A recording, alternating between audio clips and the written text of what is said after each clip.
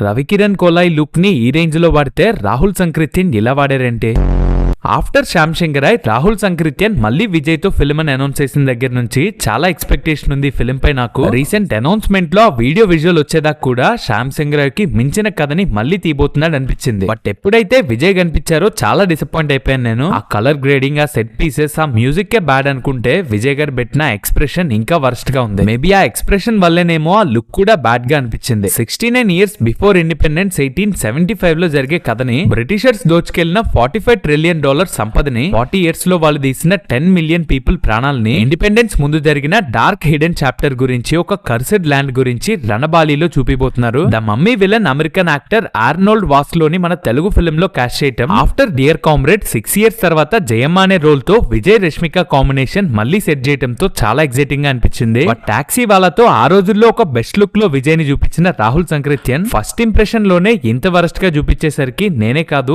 చాలా మంది ఏంటిది అన్నట్లు ఫీల్ అయ్యారు. ఎక్స్పెక్టేషన్స్ ని పెంచే రేంజ్ అనౌన్స్మెంట్ ని కాస్త టైటిల్ హీరో రివీల్ కి హయ్యే లేనా మ్యూజిక్, ఈ ఎక్స్ప్రెషన్ తో జడగొట్టారు. బట్ ఈ ఒక్కదాంతో ఎక్స్పెక్టేషన్స్ అయితే తగ్గలేదు. రణబాలితో రాహుల్ సంక్రిత్యన్ విజయ్ కి సరైన హిట్ ఇవ్వబోతున్నాడని ఈ కథే ఆ హోప్ ని కాపాడింది. మరి ఒక్క షాట్ తీసేస్తే రణబాలి అనౌన్స్మెంట్ వీడియో చూశాక ఫిల్మ్ పై మీ ఎక్స్పెక్టేషన్ ఏంటి?